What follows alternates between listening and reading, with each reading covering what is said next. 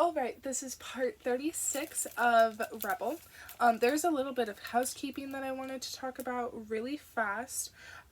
First off, the X account, the Twitter account that I have in my description of every video, that account will be deleted. I don't like Twitter. I was going to give it a try.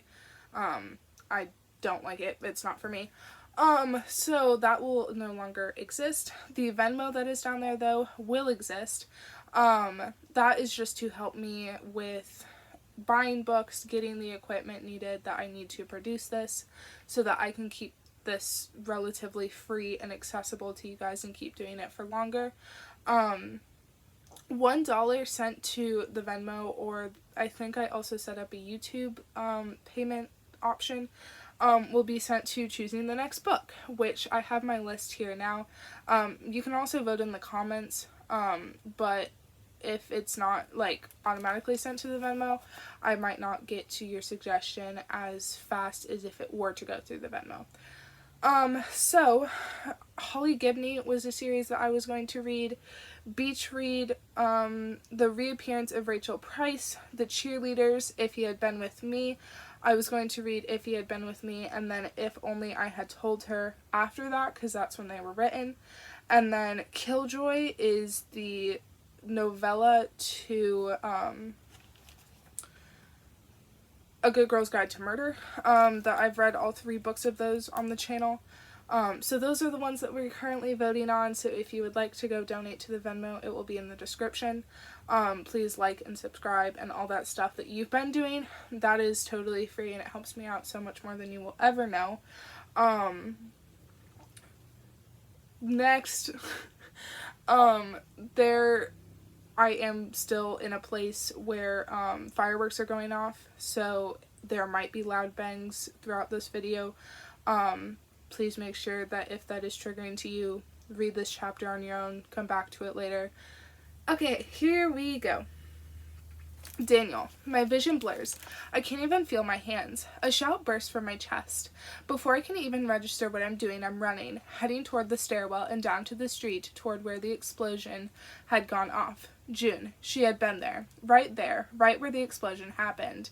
1,000 images, each more horrible than the last, flashed through my thoughts.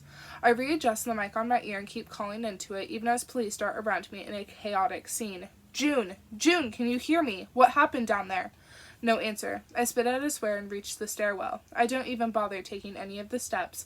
With one leap, I'm on the railing and hopping from one turn of the stairwell down to the next, grabbing hold with my hands and swinging down to each lower floor until I land lightly on my feet at the bottom floor of the building. I race out into the street.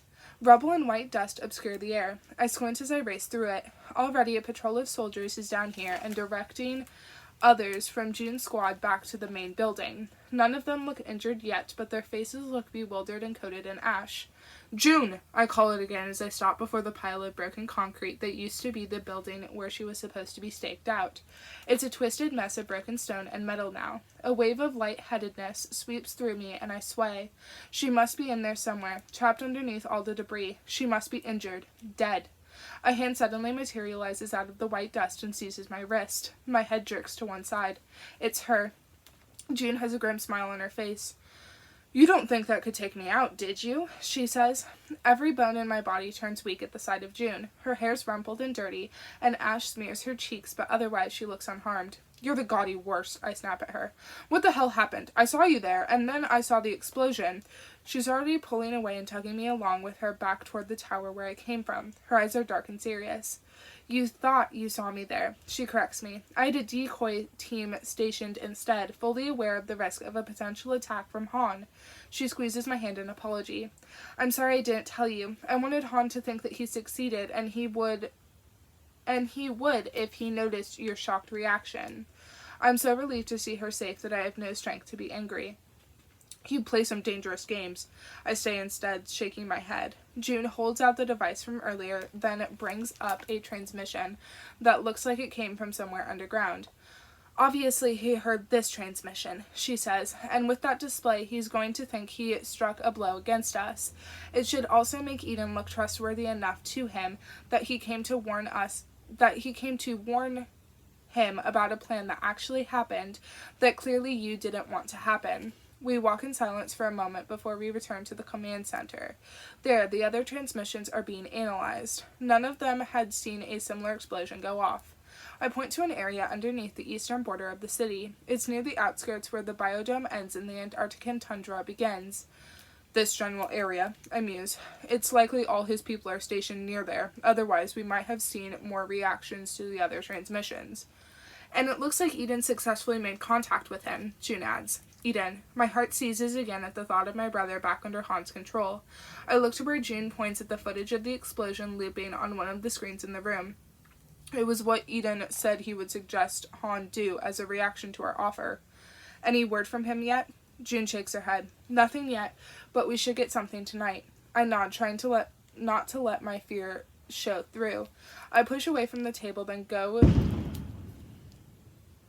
This is what I'm talking about. Sorry. Okay.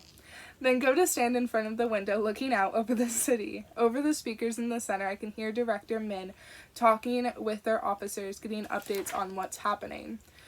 The sooner this is all over, the sooner things can return to normal. But as I look out at the city, at the chaos that has filled the Undercity's streets, I wonder if that normalcy is even possible. A revolution within a revolution. June isn't the only one working without telling everyone every detail. Change never happens unless you force it.